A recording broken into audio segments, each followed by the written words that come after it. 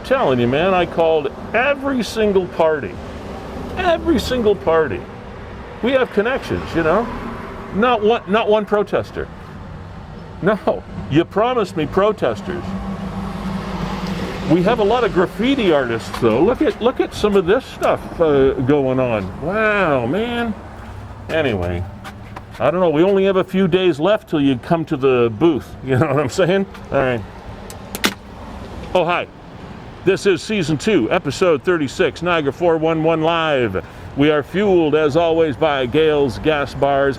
We are powered by WeeStream. We are supported, also, as always, by Performance Heating and Air.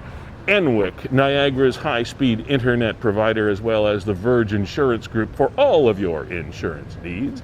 I'm Sterry, as always, your host here, as we work our way toward Fiddler's Poorhouse. Always gracious hosts as we spend our time in their great open-air window, and it's a beautiful, beautiful summer day. I know it's September, and usually Labor Day is thought of as the official end of summer, but it's not. We have up until like the 20th, 21st, or whatever. It's still summer, and man, it is a beauty.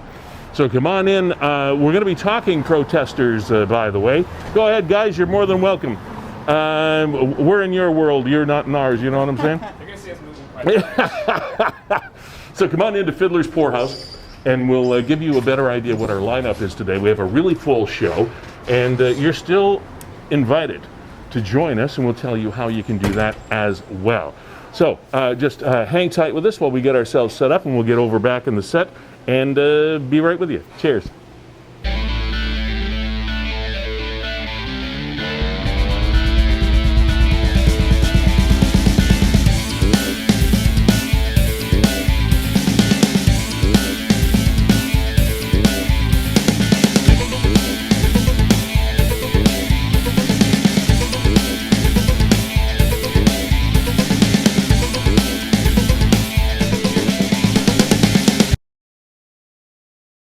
Here we are. Man, this is a beautiful day. And when I say beautiful, I mean not a lot of humidity. It's just a nice, pleasant summer day. Nice to go out for a stroll, maybe attend a political rally or two, and maybe throw some pebbles. Yeah, here's where we're going to start. We're going to be talking protesting today. There's been a lot of protesting going on in Niagara-on-the-Lake and a whole other issue. But here we are with one of the displays of protests against Mr. Trudeau. And I know we've talked about the fact that we're not going to do a lot of political stuff here as we head up to the election, and really we're not doing political stuff. This is not something that's intended to promote any party or sway your vote or anything of that nature. But it's been big news over the last week or so about the fact that the protesters have been in various places. In particular, the one that got our attention was the one that was in London. And that might even result in some sort of criminal charge laid against whoever, if the investigators come up with the names or the identities of people that actually threw pebbles or stones at Trudeau when he was getting back on his tour bus.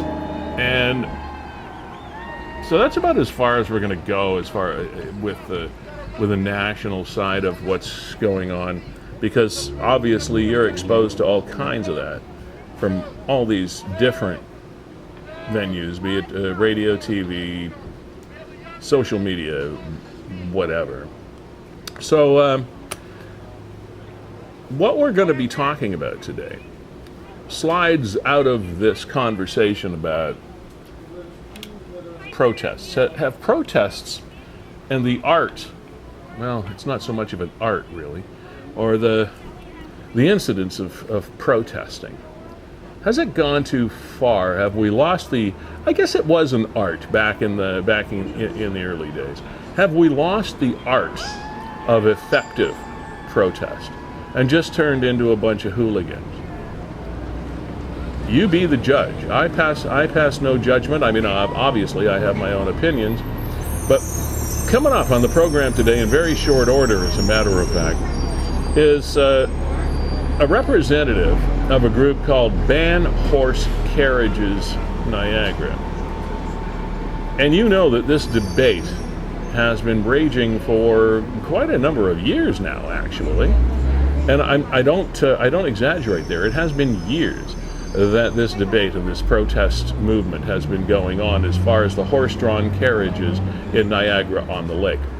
Ban Horse Carriages Niagara is a group that believes that, because I've talked to them before in other venues, if you will, believes that no animal should be used in furthering the cause or in assistance of human beings.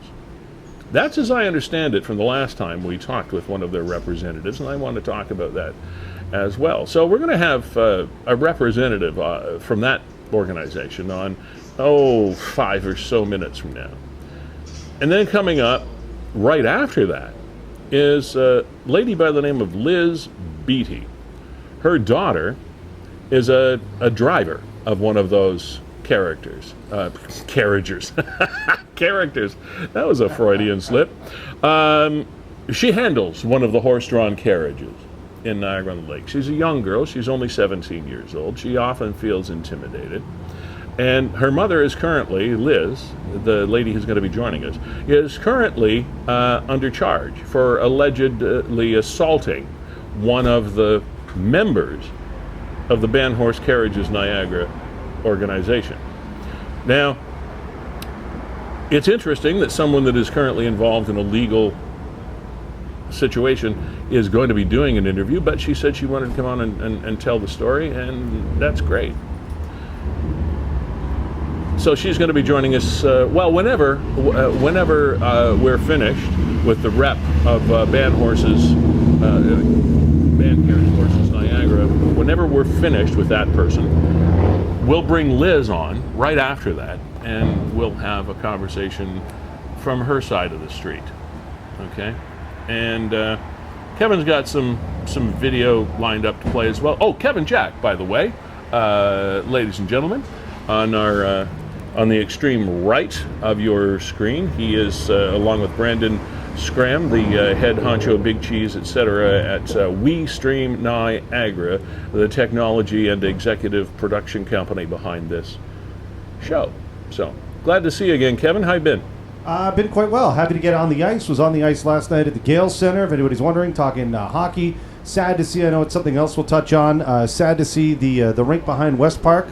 The ball hockey rink. This was a victim of arson, so it looks like that's being torn up Saturday morning, but got in a good bout of ball hockey last weekend. So yeah, everything's returning to normal. Kids are in school. Everybody's happy. Well, great to be here, Lee. That's glad to have you here too, Kevin.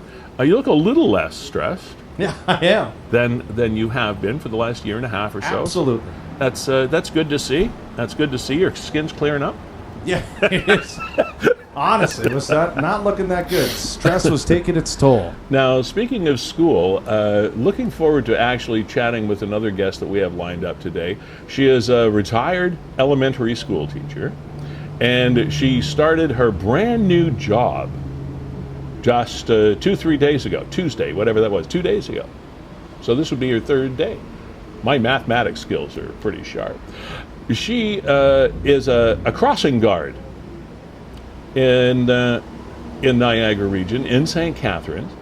She is a rookie crossing guard, and just thought it would be kind of cool to talk to someone in that position.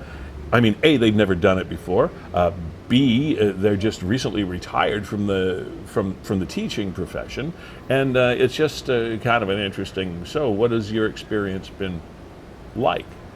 Madeline is going to be joining us. Madeline Chabot is going to be joining us at about 12:45 this afternoon.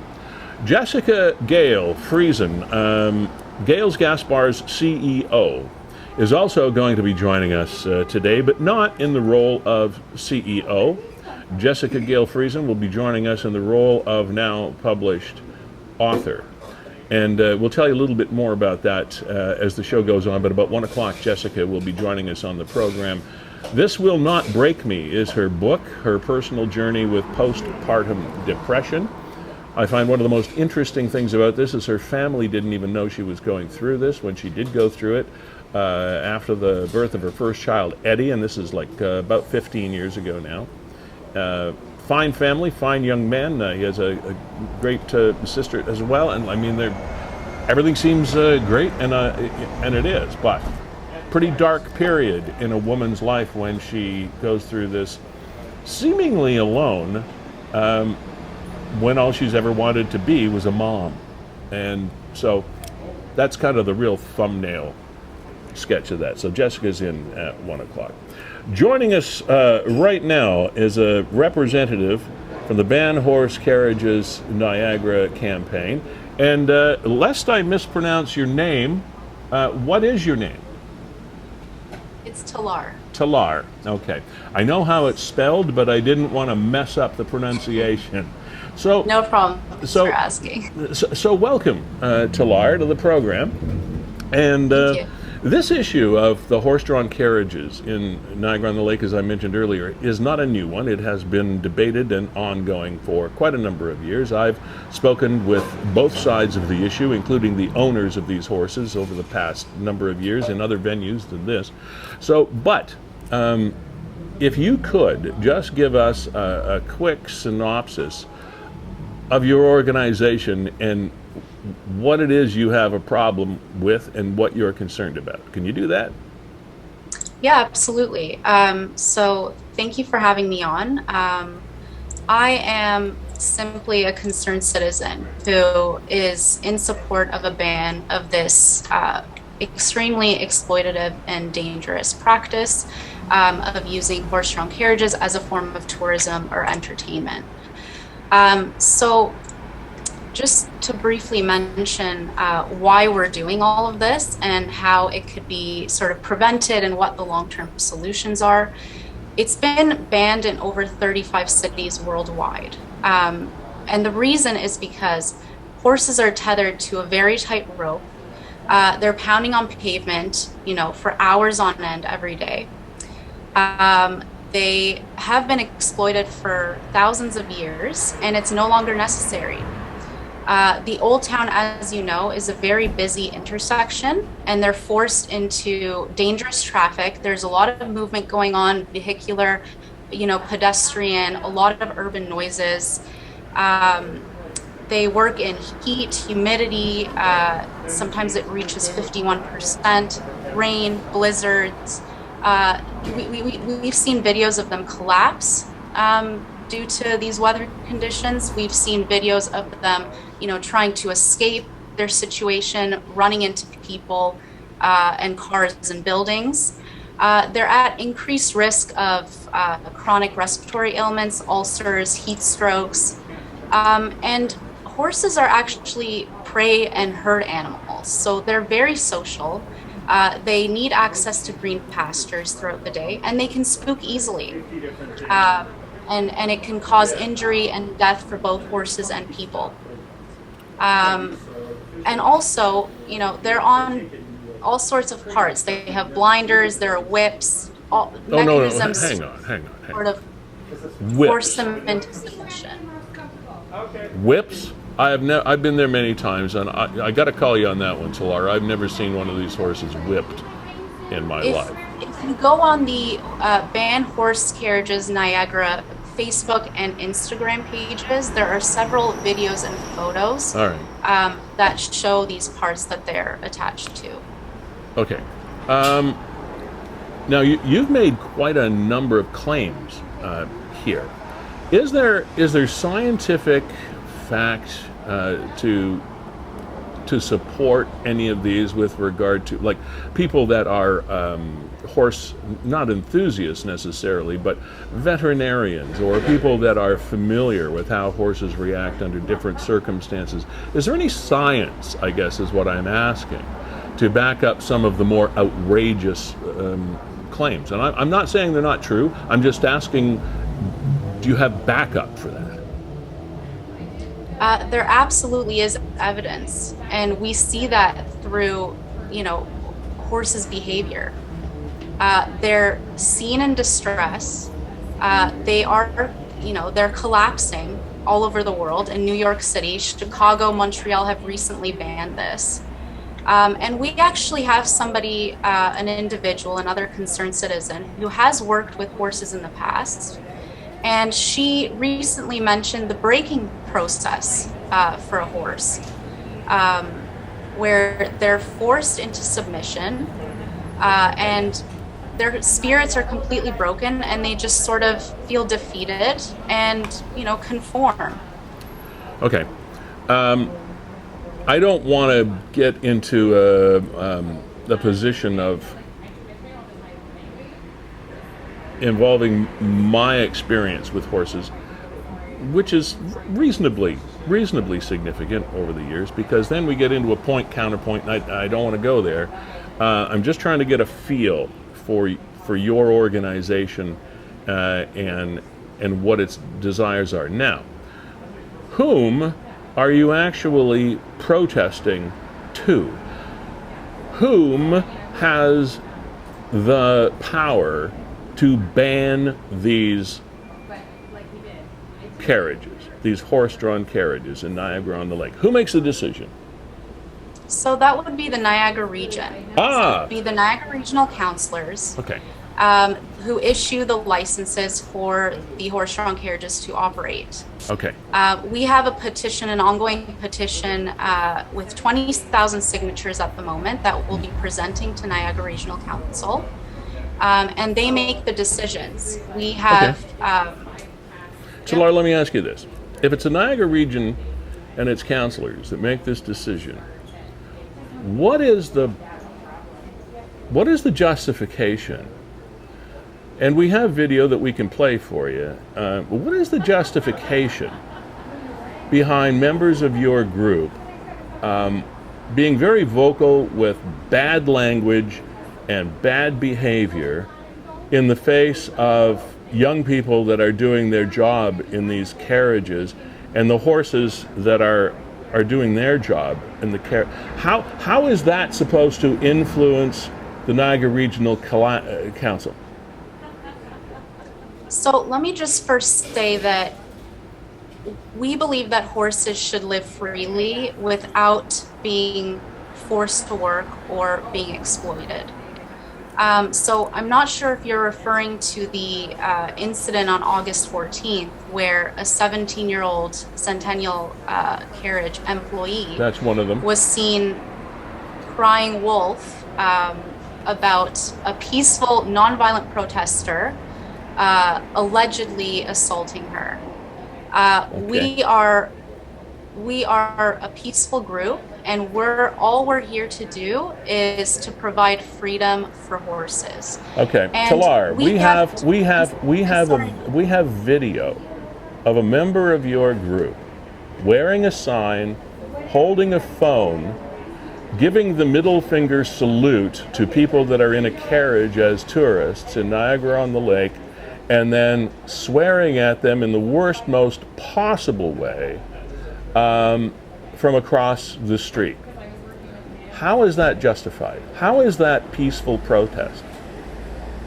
I don't stand behind that, and I can't control sort of individuals' behaviors and emotions.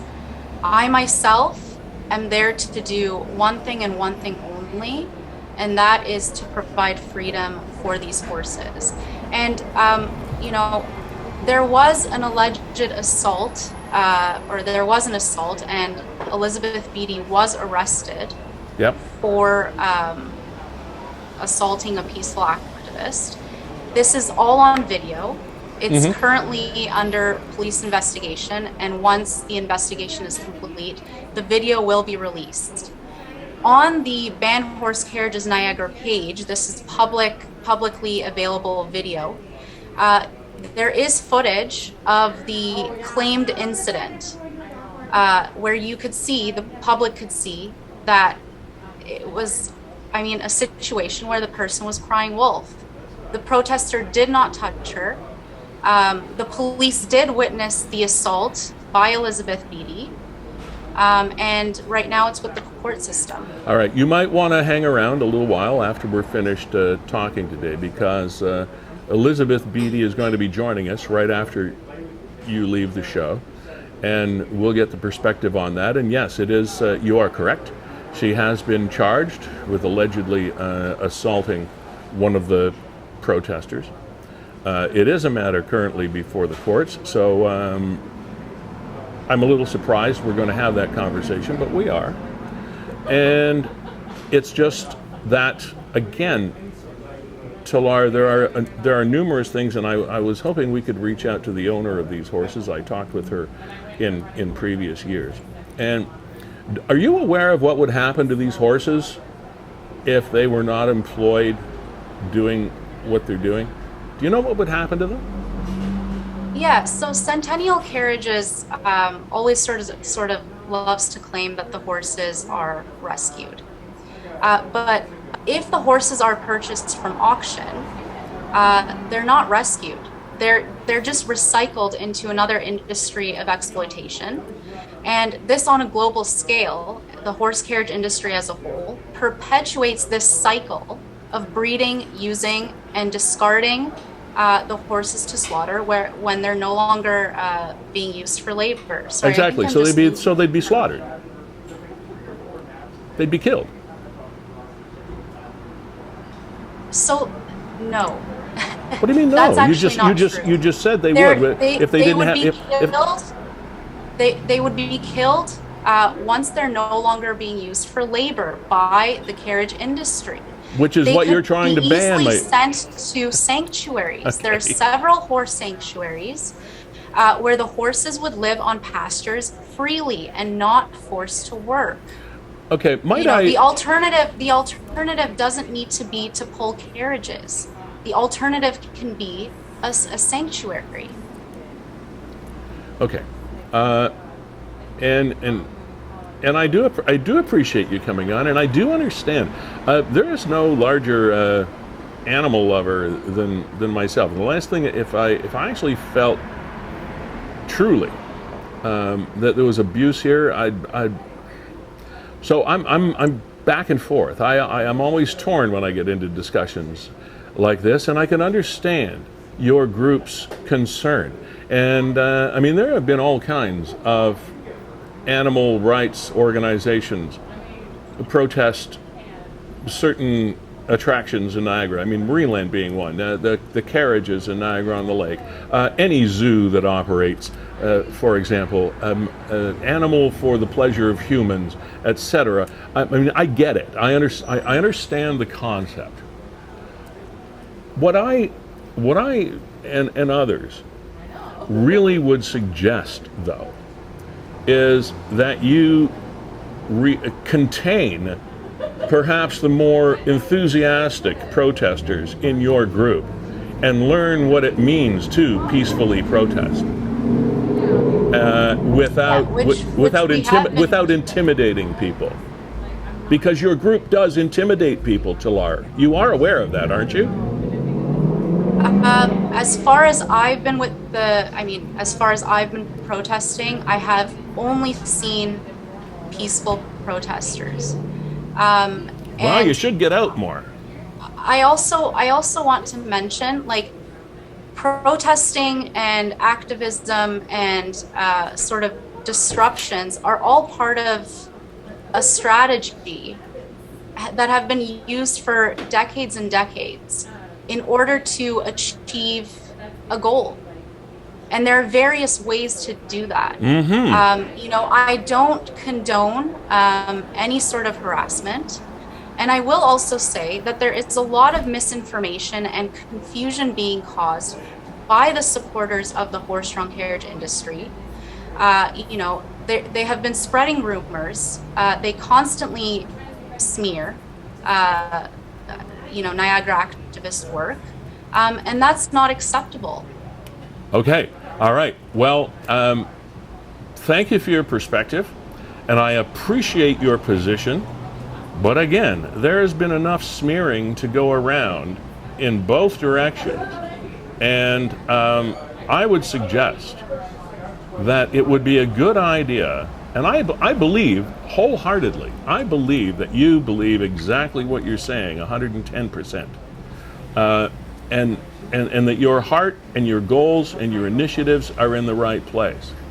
there are people in your group who need to be controlled, and you need to get a handle on it. And if it is the Niagara region that are the ones that make the decisions, go rain on their parade. Because protesting to tourists and 17-year-old horse drivers aren't going to get it done. So do you understand what I'm saying? Well, we are protesting for the Niagara region to issue this ban. Okay. We have different actions where we contact the council members, we present petition signatures, we present tourist testimonials. We have several videos where tourists are on, the side of banning this. It's cruel practice. And I encourage everyone to visit, the Ban Horse Carriages Niagara is a media outlet. It's publicly available. To watch the videos, watch the tourist testimonials, and make their own conclusions. Okay. But at the end of the day, our goal is to get Niagara Regional Council to prevent accidents, to prevent further assaults, and to really get to the root of the problem and provide real solutions. Okay. We don't want to wait for a dangerous accident to occur, which we have seen in other places worldwide. Okay, because horses you can't control their sort of behavior. Well, they can fight back and they can react, especially with noises going on, especially in traffic. Okay, This Talar, is dangerous for both people and horses. I just want to really, make that point. Okay, and I appreciate you coming on here and facing the music, as they say, to make that point, because it is a very divisive issue. But I think all of us, one of the things that we can all agree on is the fact that we don't want to see harm done to animals. We can all agree on that point. I guess it's the point of what defines harm and what doesn't. And I really appreciate you making your case for us today. And I hope we can have some more intelligent dialogue as we go forward. I really appreciate it. Thank you. Thank you very much for your time and having me on. My pleasure. As a horse lover, I really don't condone using carriages for entertainment tourism. Gotcha. I think we know that, and I appreciate that. Thank you, Talar. Thank you so much. Bye. Bye. Okay.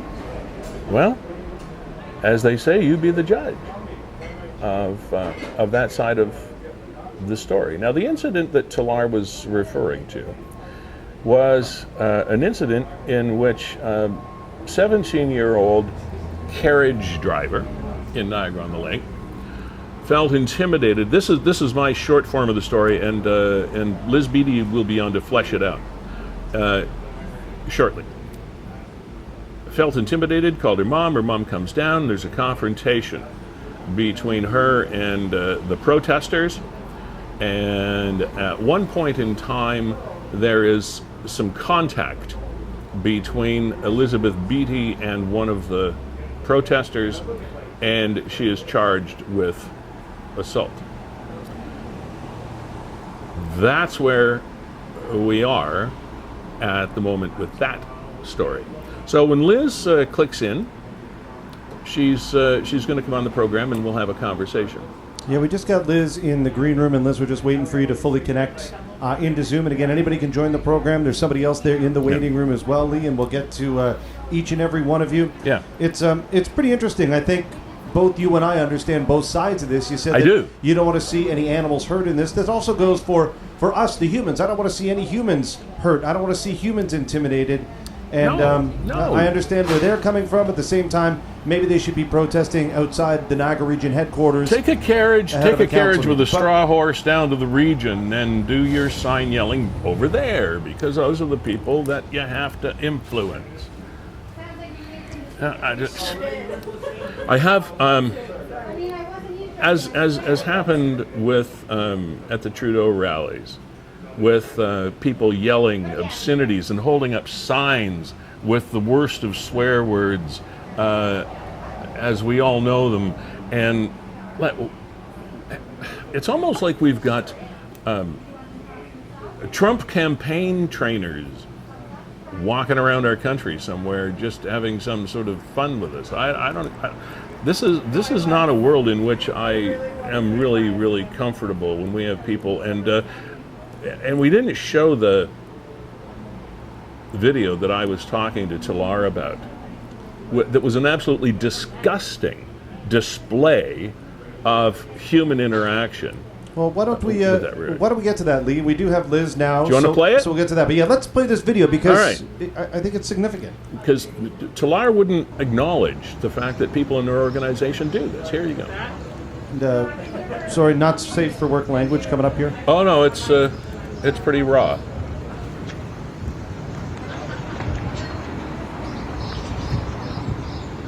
See the guy holding the sign. Ban the carriages. So now he's taking a video of a carriage coming up the street in Niagara on the Lake. And he's going to say something. Shame on you for supporting forced slavery. Fuck you. There's the F word right there. There's the middle finger. You're welcome. All right. So if you go back and really listen to that, it's not nice at all. Joining us on the program, Liz Beattie. Hi, Liz. How you doing? Hello, how are you? I'm good, thank you. Did you have, I know you're at work today, and I hope that doing this interview isn't going to harm your employment at all, but I appreciate you coming on with us. Thank you for having me. Please, first of all, before we get to the incident in question, please give me a background on how this whole thing evolved, including your daughter and what's like. Tell us the story. My daughter works for the Sentinel Carriages, as you know, and she's been there for a couple years now. She loves her job. She loves working with horses. She loves to take care of the horses. And about a year ago, we had an incident where one of the protesters, I believe his name is Jason, the one that's actually in that video that you just played, swearing at the customers on the carriage, he actually yelled at my daughter. He waited till everybody was gone and it was just her alone, and he started to yell at her and intimidate her and swear at her. He's trying to manipulate her decision as to working with the horse and buggy rides to not work with them, and I don't think that's right. They had actually contacted my place of employment and sent a video into them with me confronting the protesters, which I actually asked to please leave my child alone. You're welcome to protest. I don't have anything against your protest. You're welcome to your own opinions, but just please let my daughter do her job in peace.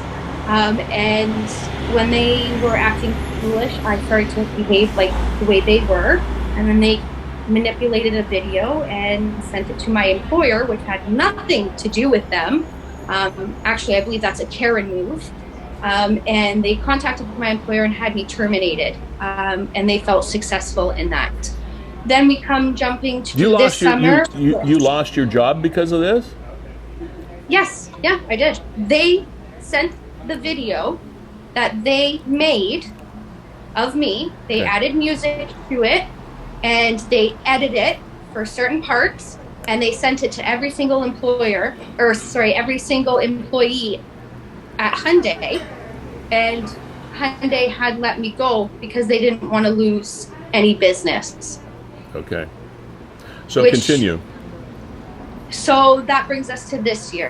Haley has been working since last summer. There's been many other incidents, but for the most part, she's been able to handle it, to ignore it, and to continue to do her job.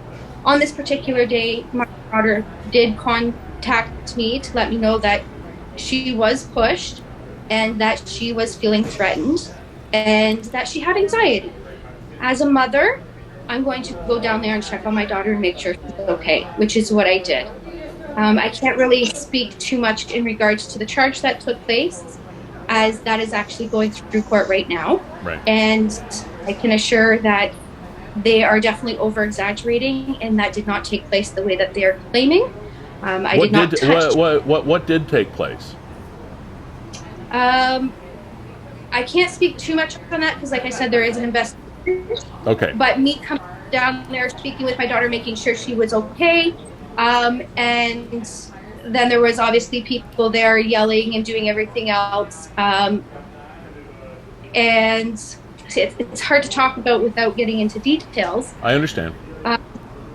But yeah, so at the end of the day, I went down there to ask them to stop talking to my daughter. Okay. Leave her alone. She is an employee.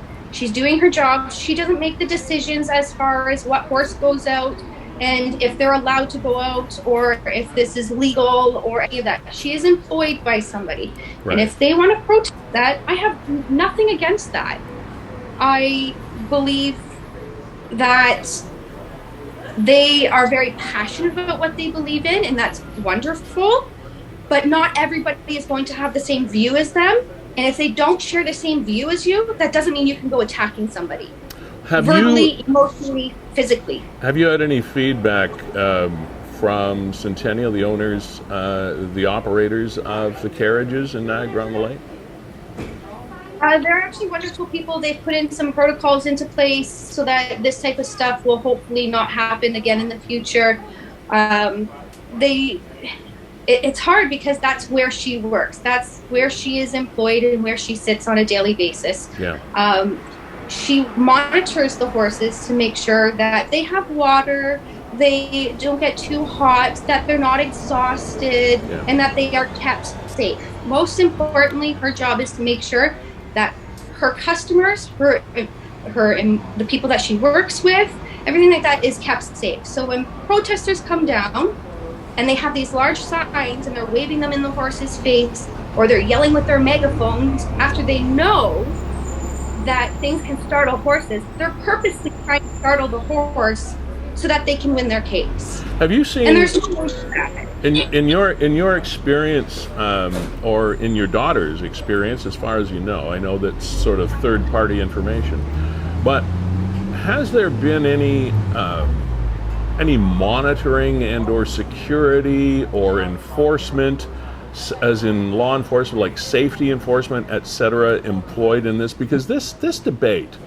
Liz, like you said, the original thing happened a couple of years ago. Your daughter's been working there for a while.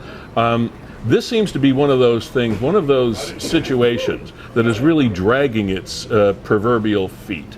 It just continues to bubble under the underbelly of our society in Niagara, and nothing ever seems to be able to be resolved.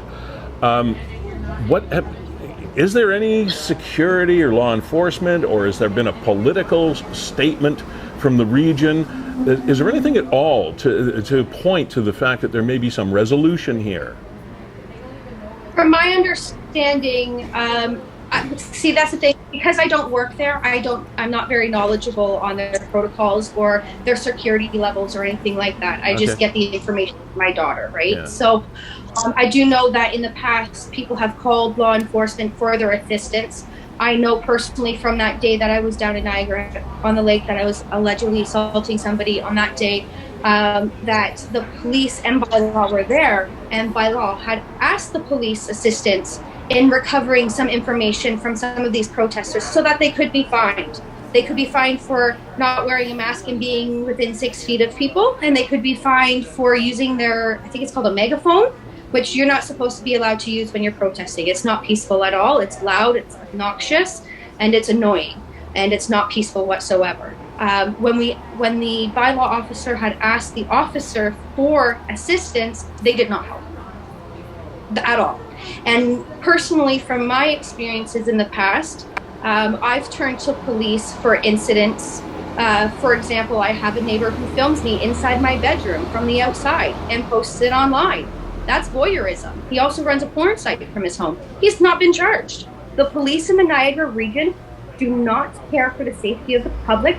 They are not there to help anybody. And it's just, they're just collecting a paycheck. I don't think that they're here to help anyone. And your daughter? My daughter has Your daughter That's is your daughter is how old? My daughter is 17 now. She's 17 now. How old was she when she began working with this company? I believe she was 15, turning 16. Okay. So we have a middle to upper middle teenager, a girl. Now, the last time I was in Niagara on the Lake, which was really less than a week ago, as a matter of fact, and we had dinner and saw one of the carriages go by. I love to see the horses, but that's never mind one way or the other. And they were in pairs. There were two people in the driver's seats of this particular carriage. Do they all go out in pairs now, Liz, or are there single drivers that go out in carriages? That's a really good question. Unfortunately, my daughter doesn't drive the carriages, so I'm not very knowledgeable as to their protocols as how many drivers are on. From my understanding, it's only one driver. Maybe they were training somebody that day, and Could've so they been. had somebody Okay. else there All or on right. the carriage story. But again, I'm not Okay. exactly sure. on I that. just wondered if that might have been one of the protocols that was put in place.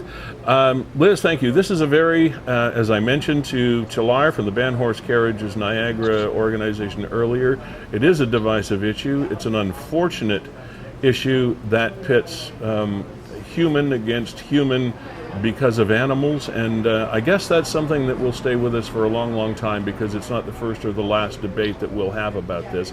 But I do believe, here's what I believe. I believe that a teenage girl who is trying to make some extra money should be able to go to work in an environment that we all expect, and that is an environment of respect and sorry, the bees are around here. An environment of respect and safety. That much I do believe.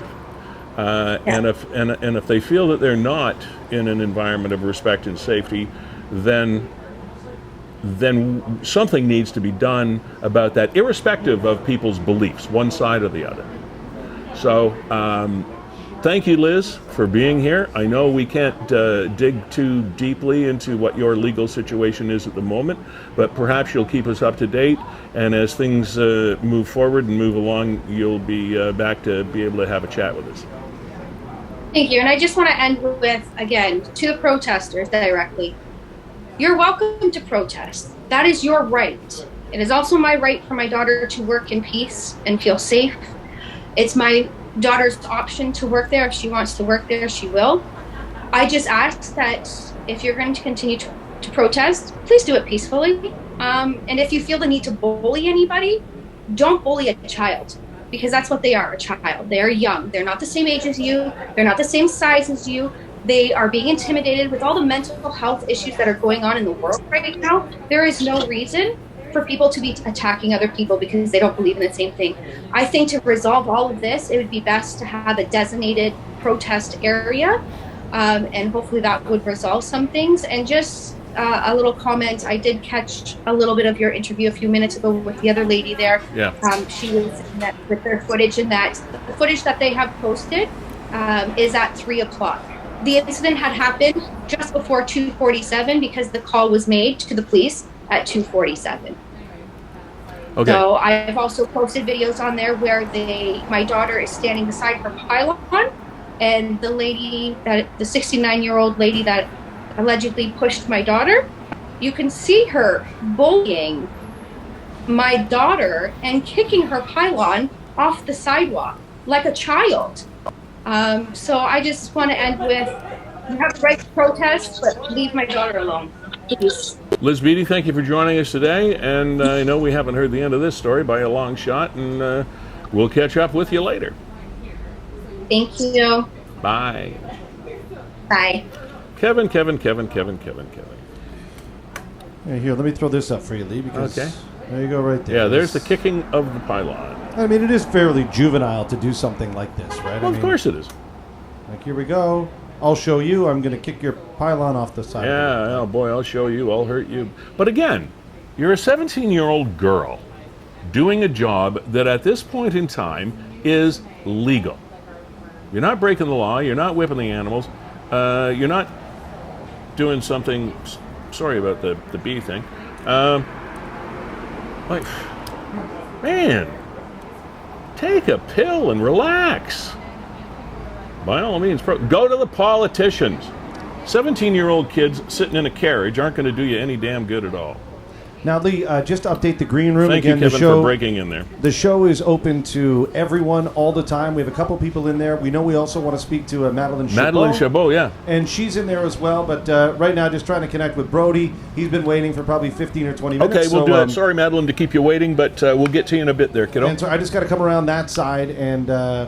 you got to come onto my side? Yeah, I got to come onto your side, but there's... Oh, man, I don't know. I don't know if the union will like that. Okay, here we go. Missing person, 13-year-old in Grimsby, has been located. Oh, terrific. Throw that up there and I'll... Terrific, yeah. That post came up earlier today about the missing teen.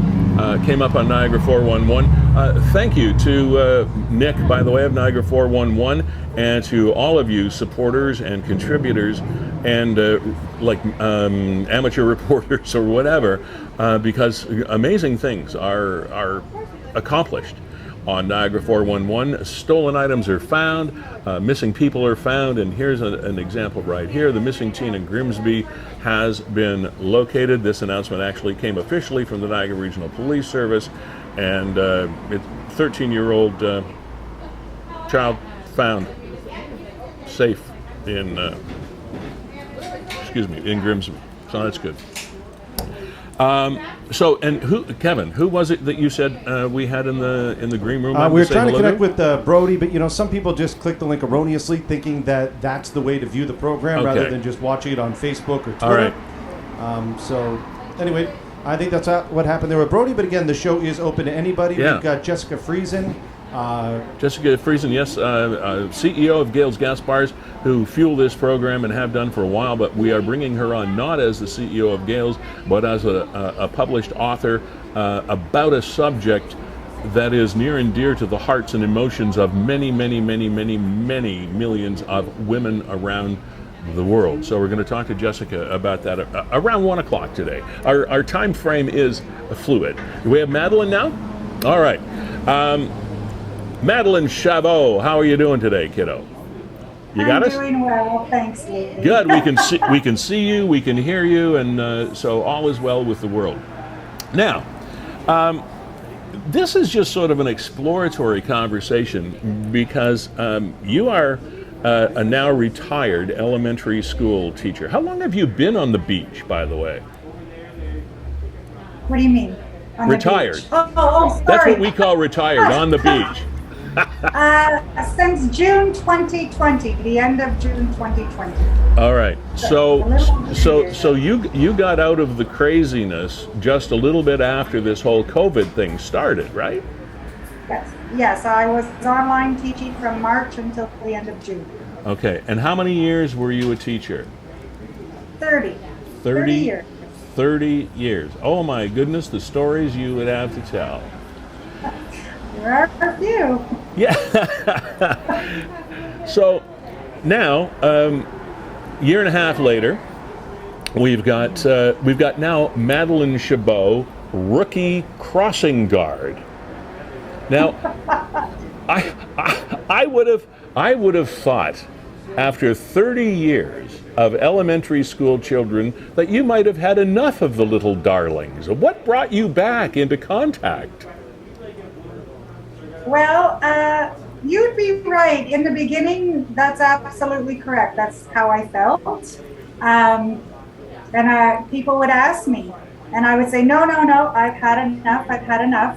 But after being here for, as you said, quite a while, and for COVID, I kind of missed having that interaction with the children, to be honest, because that was my most favorite part of my job. So what made you decide to do, there are a lot of part-time things you could have done just to keep yourself busy. You're still a young woman. I mean, you're not going to just sort of sit in a rocking chair for the next 30 years. So what made you pick crossing guard?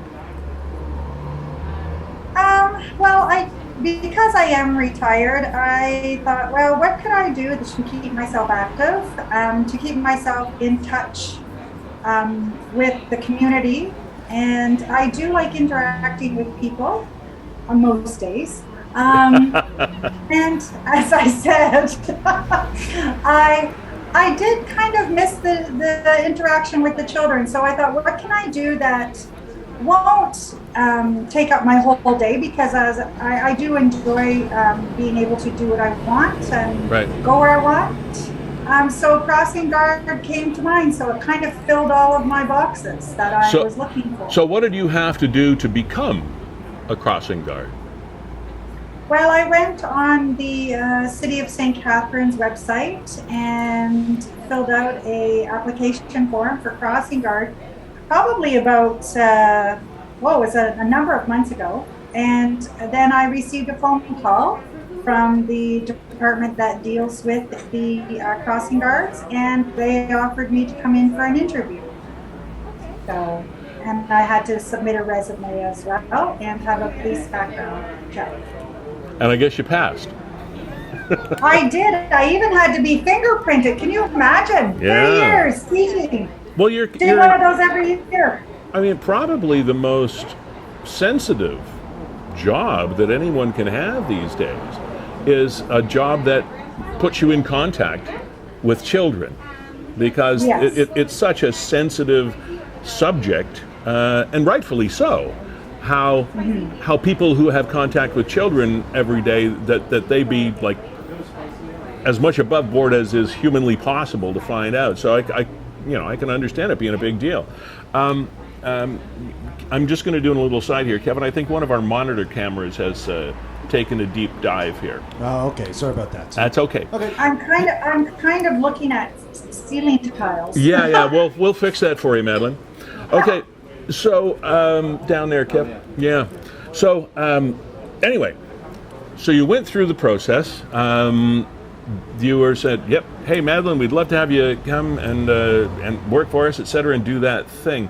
So, when they tell you as a crossing guard, here's your mandate, here's what you got to do, there's obviously training involved and all that. Yes.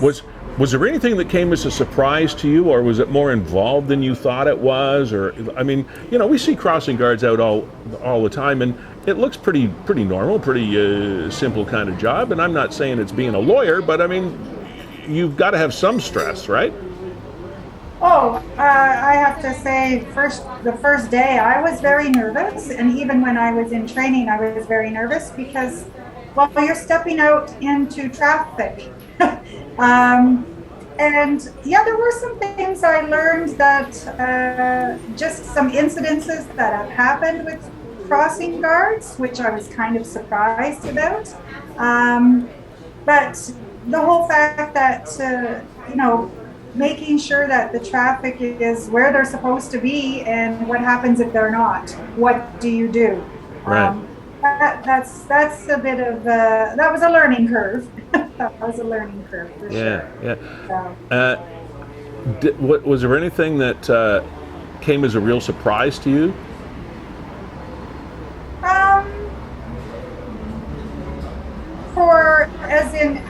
Not really, to be honest.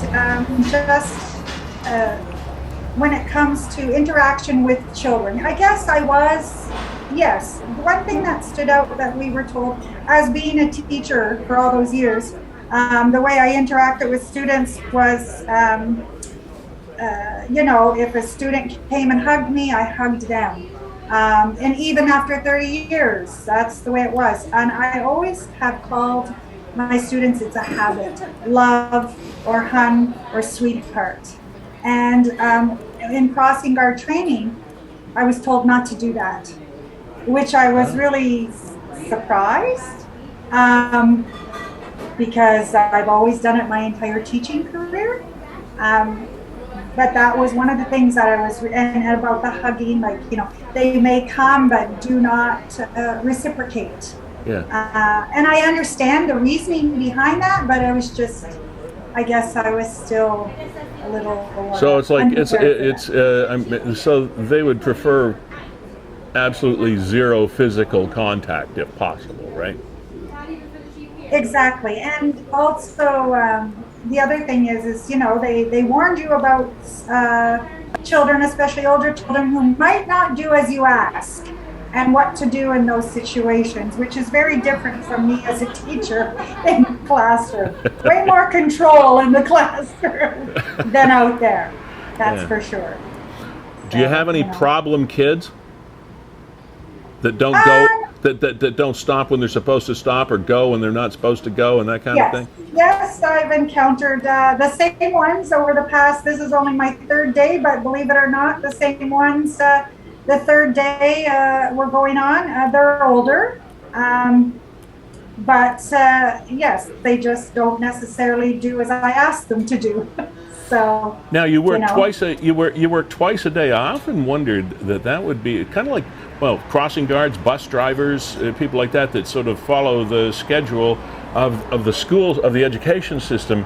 Is so you get up in the morning and you spend an hour and a half or whatever it is on your job, and then you have to go back in the afternoon.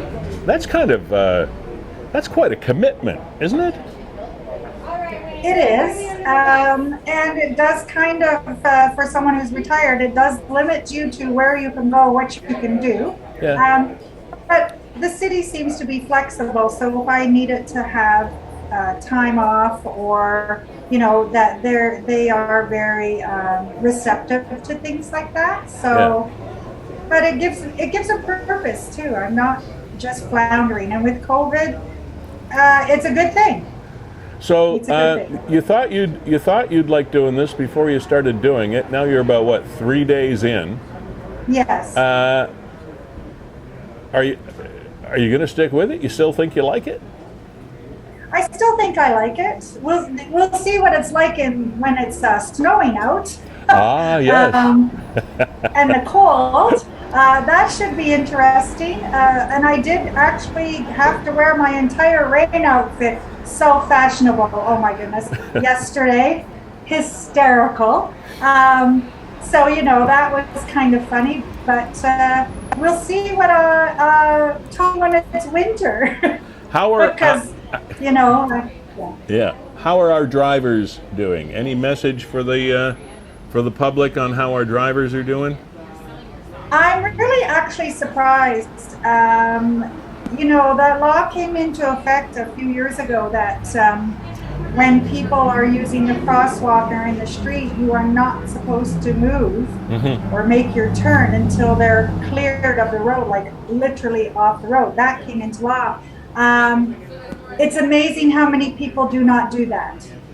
And I'm very surprised by it. So they're turning. I have one area where it's a right turn, and yesterday the students had not fully reached the sidewalk and the car turned, but it's not the only one. A number of cars do not follow. I haven't cleared the crosswalk and they're moving, and they're just not supposed to do that. Do you have the opportunity, and then I'll let you go, but do you have the opportunity if some driver does something that is truly endangering the lives of either the children or yourself, do you have the opportunity or the process to report that license plate or anything like? Can you do that? Yes, I actually we were given a little pad, and you know, we carry pens, and if we're able to get the license plate, we write it down. We have two options. We bring it to the school, that's my home school, and give it to them, or we directly contact my my area at City Hall and report that license plate. You know. Great. I'm glad that glad that protocol is in place. Yeah. Sorry. Go ahead. I didn't hear you. Sorry. No, I just said sorry. Go ahead. I cut you off. Oh, no, I just said, so we do have that, so two options. You report it and hand it into the school, or you report it to City Hall, to the department that I work for, and then it goes from there. Cool. Madeline, thanks for joining us today. conversation I've wanted to have with somebody for a while, and it just happened that this worked out. Enjoy yourself, even in the winter, and we'll talk to you soon, I hope, okay? All right. Have a great day. Yeah, you too. Madeline Chabot, rookie crossing guard. The rookie. Whole new television show. Okay, we have Jessica Friesen coming up. Her author name is Jessica Gale Friesen. In the meantime, though, have a look at this photo. You remember we've been going through a series of some pretty spectacular storms, weather storms in Niagara. And look at this. I think this is what? This was Reed Photography? Yeah, that is reedphoto.ca. Wanted to give credit where credit is due for this photo. Look at that. That looks like something out of an invasion of the monsters from outer space kind of deal. And this was the storm Tuesday night, right? Yeah. And here, I'll scroll through Niagara 411 because there were a lot of submissions. I think that was the most dramatic. Yeah. Looked like it was some sort of panoramic setting. Oh, there were quite a few, yeah. But obviously somebody knew what they were doing with the camera on that one. There's like some interesting cloud formations for sure. That there. Amazing. Am I looking at the sky or am I looking at the sea? I don't know. Well, it looks like we're looking at the top of a lighthouse, and there's sort of sky and sea coming together. Look at this. That's obviously the Port Dalhousie Lighthouse. Crazy. All right. And photos often, as you know, do not necessarily do justice to reality. So look at that. Look at the differentiation, the dense black, gray-black sky, the light shining through, and then the lighter edges is just, wow. Look at that. Fantastic stuff. That was a doozy of a storm, Lee. I guess yeah. That. Yeah. That was a doozy. Anyway, I will throw this up here as means of introduction for our next guest, author Jessica Gale Friesen. Yeah. As a registered nurse, having graduated from one of the most prestigious universities in Canada, Jessica thought she was ready to become a mother.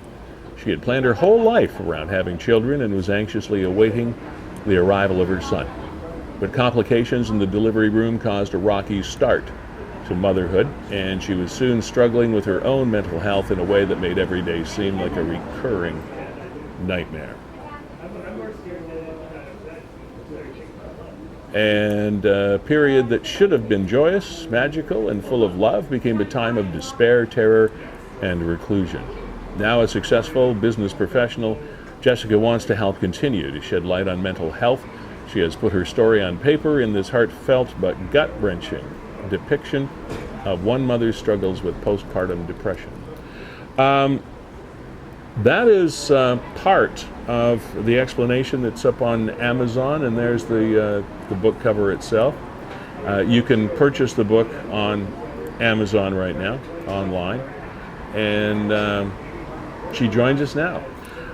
Jessica Gale Friesen, and it's hard to separate the business person from the person, but we're going to try to do that today. First of all, Jessica, we again, I'll break my first rule of separation here. Thank you and your company for fueling this program and sponsoring it. It's great to have your support. Thank you. Thank you for the job that you do, Lee. And again, you're not here because of that. You're here because of a very, very engaging story that none of us, and I've known you since you were a little girl. Nobody likes to hear that, but it's true. It ages me. It doesn't age you. But I've known you since you were just a little tyke, and I love your kids. The wonderful, just great family.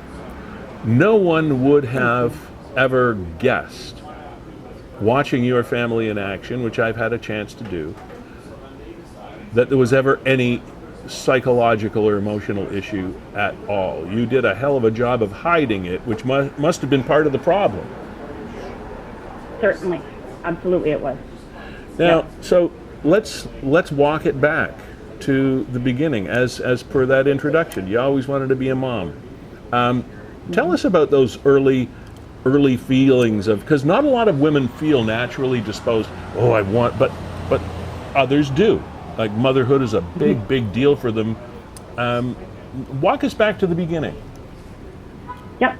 So my whole childhood, my whole life, I knew that I wanted to be a mom. I knew that I wanted to be a young mom. I knew that that was a major goal in my life, whether I could have kids biologically, or if something went sideways and I'd have to adopt. That I was open to either, but I really I knew that I wanted to be a mom and have kids in my life. And I was lucky enough to meet my husband when we were in high school.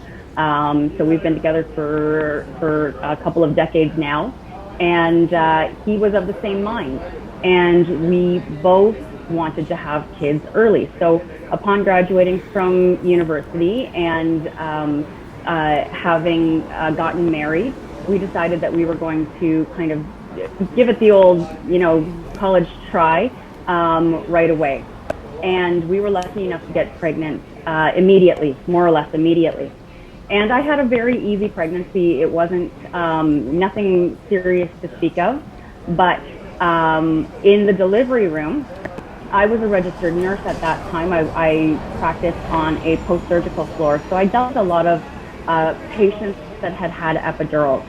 And I just knew that epidurals were very safe, but I also knew that I was not comfortable with an epidural for myself. It was just a personal decision. So my son came a couple of weeks early. I hadn't had the opportunity to have the conversation with my obstetrician about pain management. And in the delivery room, I decided to have a shot of Demerol. Okay. And I am one of the 1 in a million type women who is allergic to Demerol. Oh, and no. we found out in that moment. We did not know it before. And I started hallucinating. I was violently ill. I don't remember the birth of my son. And he was taken away from me immediately because the Demerol had actually affected him as well. He had very low oxygen saturation.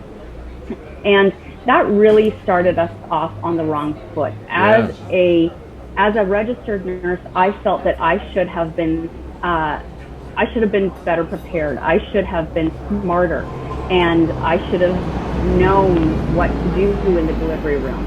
And all I could think was that I had made a decision that could potentially change my son's life forever in the final moments of my pregnancy. And that really started us off on the wrong foot. And I was absolutely terrified that someone would realize that I had made that horrific decision and would realize that I was incapable as a mother and that I should not have my son, that someone would come one day and take him away from me. And I had recurring nightmares of that happening. So I hid it from everyone in my life. I became super controlled in my life. And by that I mean I stayed home. I did not go out unless my husband was with me or perhaps my mother. I stayed home all the time because that was an environment that I could control. 4 walls where I could control absolutely everything that was happening within it. I knew the schedule that my son was on.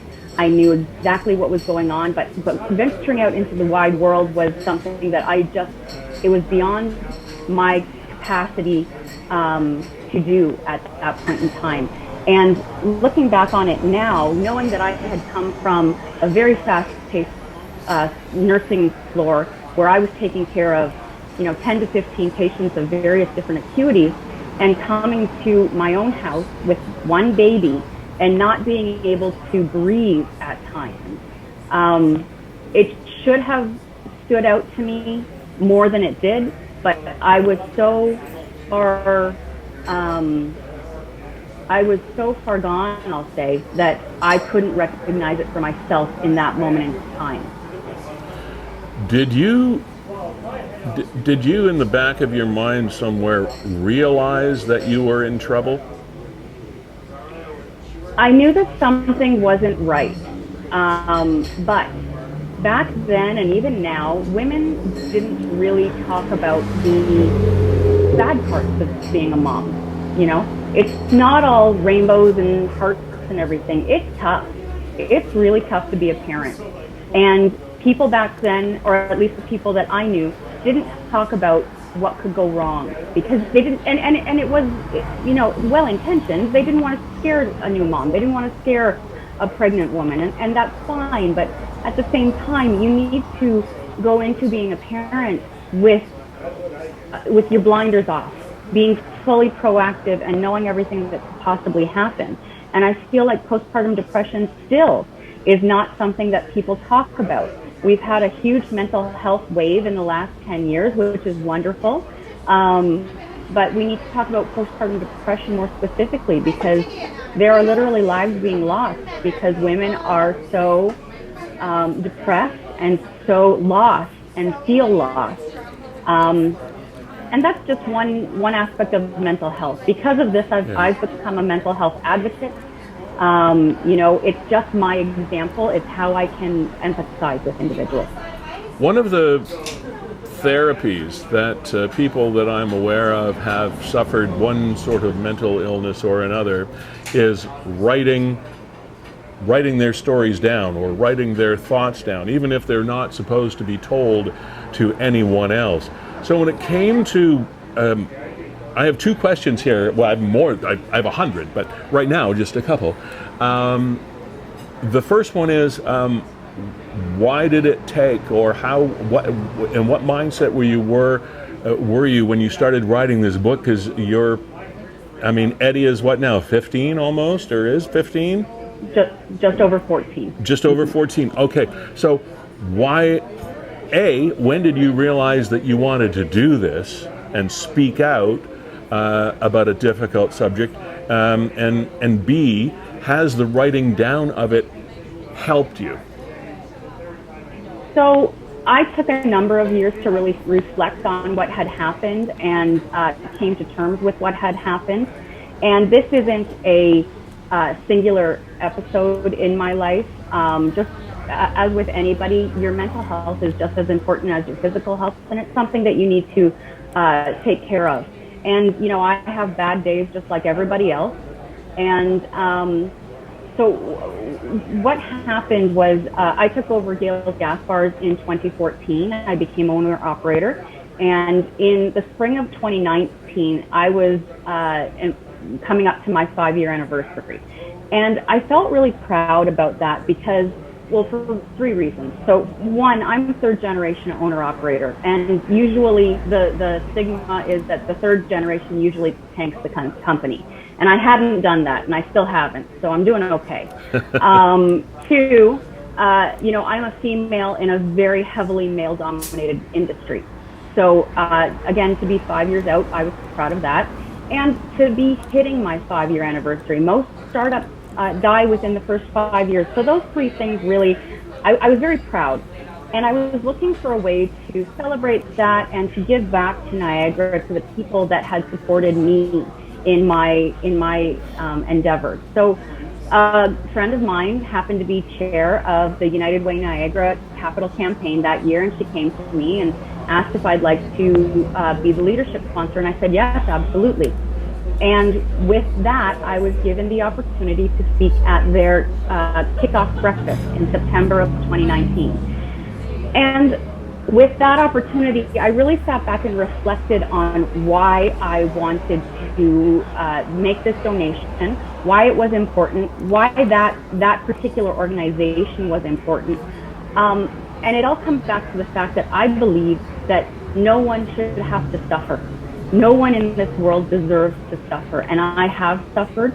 I suffered with postpartum depression. And for the first time publicly, I stated that I had gone through that, and that was really one of the reasons why I was supporting United Way. What I didn't expect to happen was the response that I received from women in the audience. I had women coming up to me with tears in their eyes saying, thank you for being honest. Thank you. It's nice to know I'm not alone. I received phone calls and emails after that. And that really got me to thinking, you know, at that point in time, it had been 12 years since my son was born. And I was okay with what I had gone through. I had, you know, reflected on it and come to terms with it. And I was very comfortable with it. And I thought, maybe I can help people. And I started writing. And it took a while, COVID, you know. But this January, I did what I now know is called a dump. And for 3 or 4 days, I sat down and basically did nothing but write. And after that, I sent an excerpt to a girlfriend of mine who is a publisher, and I said, hey, is there any merit to this? You know, it was very cathartic for me. So to answer your second question, it was extremely cathartic for me to write this, to really get back into that time and to remember things that I had forgotten about that time. So my girlfriend looked into the market and she said, you know what, Jess, I think there might be a need for this. There's a lot of expert opinions out there. There's a lot of expert books, doctors and whatnot talking about it, but there's not a lot in the first person. So we went forward with it, and now I'm very proud to be the author of This Will Not Break Me. And that must have been a little bit almost like giving birth itself when this book went to print and finally dropped. Yeah, it's a lot of work. I give it to any author. It's a lot of work. Jessica, I was just, while you were telling me the story, just so moved by the fact that because of what happened in the delivery room, that immediate sense of guilt that you felt because you should have been able to prevent it. That is I hear stories not because of that particular incident, but for many different reasons. And my mom was one of them for a number of years, as well as like if anything is wrong at all, even if it's something minor, whether it's something major or whatever, with their child, mothers have this overwhelming sense of it's their fault, and that's where all of this started for you. I find that just it's kind of sad that, and there's nothing that can take it away. You feel that guilt, and that's where it goes. Mm-hmm. So I didn't feel the guilt immediately. I felt the terror that someone was going to take him from me. Yeah. But when Eddie was born, the only way I can explain it is that I felt absolutely nothing for him. You know, they say that when a child is born, you feel this absolute moment of intense heartbreak, and you would do anything for your child. And I didn't have that. I didn't have that for about 6 months, and I can remember the moment when I had that, and it was in December of that year, so he was 6 months old, and my heart absolutely broke, and I fell in love with my son, and that almost had like a dark ring around it, because it also came with this sense of regret that he had lived for 6 months being well taken care of. Don't get me wrong, he was fed and he was bathed, and you know, everything looked right, but his mother felt nothing for him. Wow. And I think, you know, even to this day, Eddie and I have a really special little relationship, and I think it's because for 14 years now, I've been trying to make up for the first 6 months. Fascinating. Jessica, who did you publish this through? Now, I know it's a self-published novel, but you have assistants and advisors and whatnot along the way. How did you do that? For people that have a story to tell and they don't know how to do this, how did you do it? So there's a fantastic publishing company out of Niagara Falls. They're right down the street from my office, called Onera Media. It's OWNERA Media. Brandy Henderson and Rowena Prudente. They are absolutely top-notch publishers. They do magazines, they do books, they do whatever you want. And I have a fantastic relationship with them. We are still working on projects moving forward. and I would highly, highly advise anyone to give them a call. Thank you for that, because I know there are a lot of people that have, as I said, ideas or things or whatever, and don't know where to go, don't know how to start, how to get going. So that's. I was just lucky. Brandy and I had actually worked together in volunteering several years ago, so we knew each other from back then. Who should read this book, Jess? Everybody, anybody who has a child who is pregnant, anyone who is supporting someone who has a young child or is looking to become pregnant.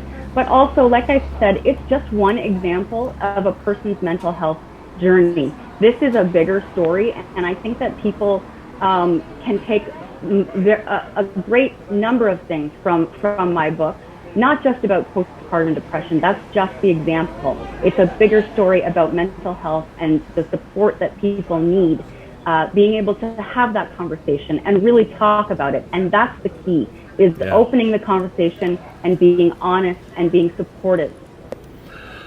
Wow, okay. So I know we can get it online through Amazon. Right now it's not available on bookshelves here in Niagara, but we had the shot of the website up there where people can go and get this book, and they can also go to your Facebook page and find out all about it, etc. So Jessica Gale Friesen, thank you for exposing yourself once again here on the program. Thank you all, as always, for your support, and the strength is amazing, the story is incredible, and again, right here in Niagara. Thank you, Jess. Appreciate you being here. Thank you for the opportunity, Lee. Have a great day. Yeah, you too. Bye-bye. Bye. Well, there it is there, Lee. Yeah, wow. On Amazon, This Will Not Break Me, $26.95 for the paperback, and there's probably And you can get a Kindle book for less, $10 if $10. you're doing the Kindle thing. Yeah.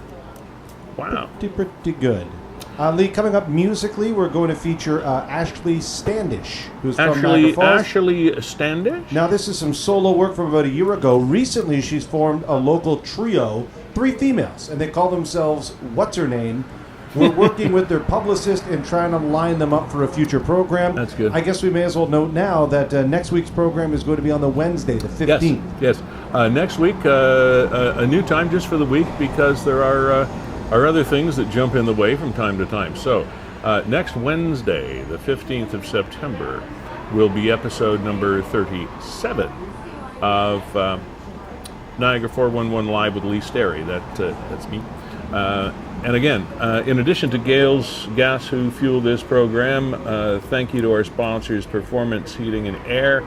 They are a local company looking after your heating and air conditioning needs and all of those things, and they try to keep your prices down because they have families here too. Enwick, high-speed internet, no contract fees, the best rural but also urban high-speed internet you're going to get in Niagara, and to Virgin Insurance Group for all of your insurance needs. We also thank them very much for continuing to support this program. Kevin, we have a few minutes. There are a couple of stories that came about over the last 24 hours. One of them this morning, I have to tell you, I told you this story, I think, before we came on the air, Kev. And I read it this morning, and it is true. It's not fake news. It is true. And it just stayed with me for a lot of different reasons. And I know this is not a Niagara story, but it could happen here. So that sort of justifies me in mentioning this to you today. Is this the McDonald's guy? Yeah. Crazy story. Vancouver, a McDonald's drive-through. That sets the scene. All McDonald's drive-thrus pretty much look the same. Be they in Vancouver or Newfoundland, Labrador, it's a McDonald's drive-through. Could be the one next door to you. So this man is driving through the drive-through, driving up to the window. He has his card out, ready to pay for his order, and he drops the card outside the car. He then opens the car door to retrieve his card. Unfortunately, at the same time he leans out, his car is still moving forward. He hasn't stopped the car by putting it in park or anything. The car is still in gear, and he is reaching to retrieve his card. The car continues to move forward. He is then trapped because as you go through, the door is closing. He is now trapped between the open door and the door jamb of the car. And he died. He died. He opened the door, reached out to pick up the card, at which point the car rolled forward, pinning him. The driver was unable to free himself from the vehicle as he was pinned between the vehicle door and frame. The Vancouver Police Department added in a release, he died at the scene. I don't know why, Kevin, but it really stuck with me today that we really need to be more watchful of our everyday activities than perhaps we are. Maybe it was unpreventable. Maybe it was. I don't know. But and there are these prophets that say, well, when your time is up, it's up. But who writes that down in a book? John Smith will. That's not his name. I don't know what his name was, and it doesn't matter. But I mean, John Smith is going to die trapped between his car door jamb and the door at a McDonald's drive-thru on September the 9th.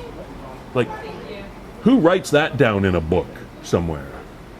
What a weird series of events, too. We've all done that. We've all dropped something and it just like at a drive-thru or a bank machine, right? Then we have to open the door to pick it up. Or you drop $1. He's probably reaching out to grab it, then his foot comes off the brake. He had his foot on the brake. Yeah, the car it's over, a foot comes off, car goes forward. I don't know. And no, there's no humor here at all. I mean, we're not. It's just. I think you're making the point that cherish every day and hug exactly because you hug never your ones tighter. You never know from one second to the next what stupid thing or crazy or unimaginable thing is going to happen that puts you in harm's way. Now, if you went through your entire day every day worrying about things like that, it would make you crazy. So, there has to be a balance between being careful and being paranoid. But gosh, and yeah. Lee, here's a photo from Niagara 411 this morning about a broken water main in Welland. Thanks to JP for the photo. Yep. And this is Wellington Street in Welland, from East Main to Hager. There you go. Yep. I mean, that's. And did you see some of the flood footage from places like Philadelphia, New York, over the last 10 days or something of that nature? And again, I'm struck by the moderate nature of the weather patterns and the geography that we have here in Niagara that enables us to avoid a lot of very extreme weather that other regions experience that I can't imagine. I mean, Louisiana, again, because of Hurricane Ida that was down there. And then it was Ida that actually affected New York and Pennsylvania as well.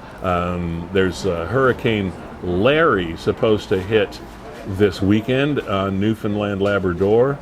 Out there, once again, we might experience some rain or something, and every now and then we get a pretty stormy night like we had back on Tuesday, the pictures that we saw earlier, but nothing to the point where we're really endangering thousands of people because of an extreme weather pattern. We are very fortunate living in this little pocket of southern Ontario that we do here in Niagara. Very, very fortunate. Well, I'll tell you, that storm overnight Tuesday, we had a lot of local flooding. I don't know if you drove through some puddles, but I did. Oh, yeah.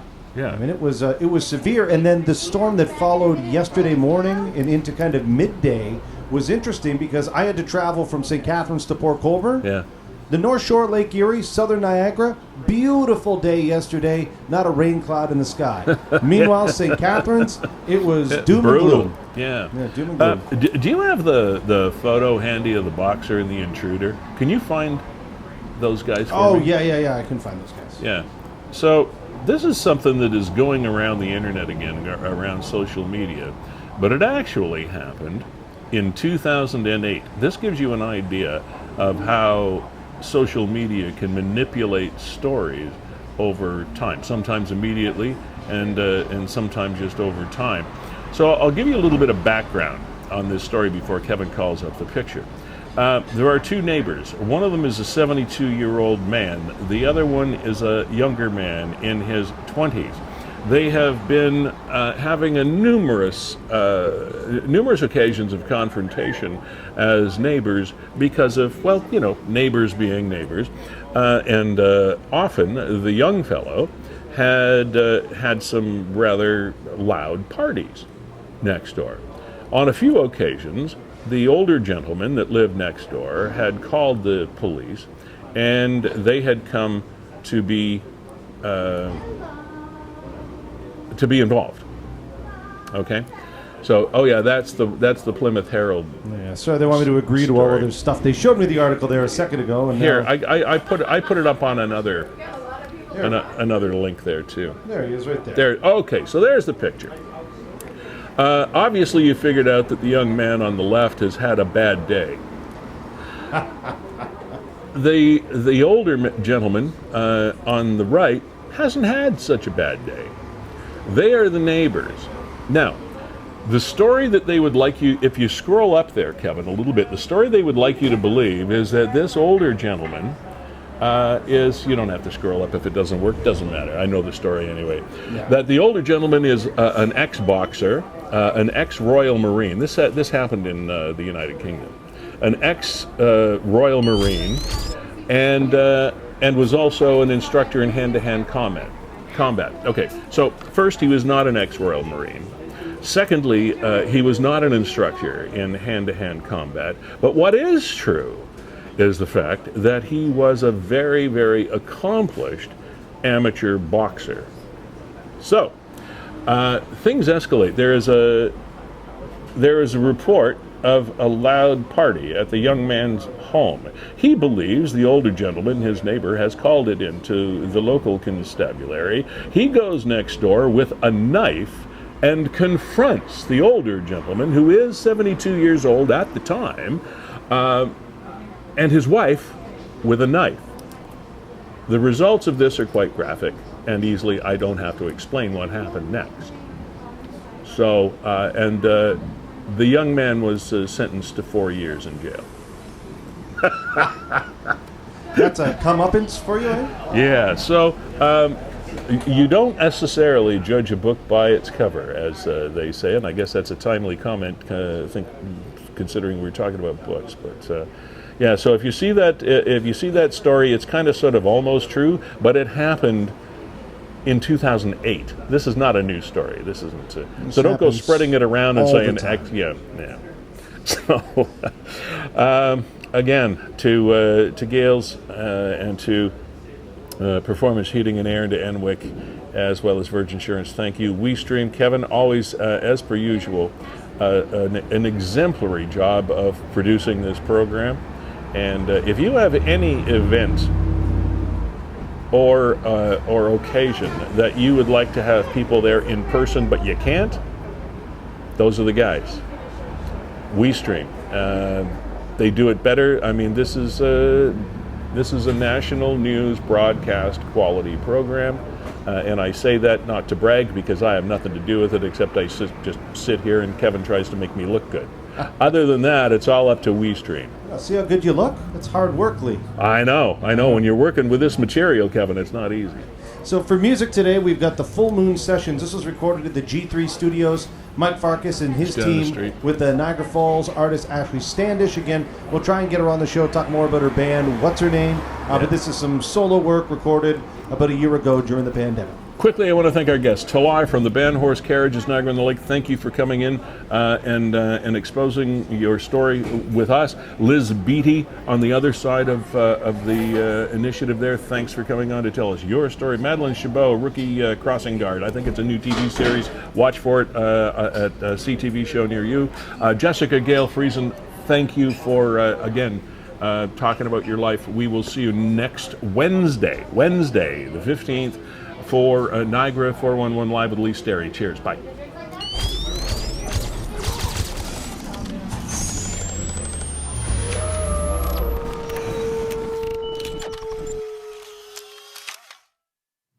Good evening, guys. Tonight we're here with Ashley Standish for another full moon session. Ashley, what are you going to play tonight?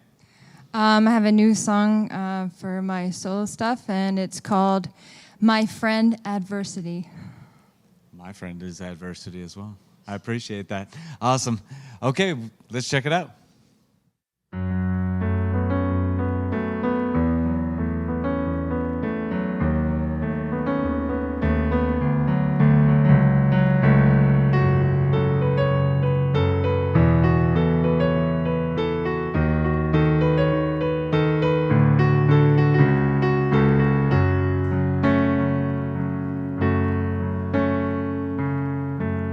I've got a feeling that you know you're gonna sail right through this storm, and the past is behind you. Soon turn around, look forward, open up those eyes, and what doesn't kill you makes you stronger.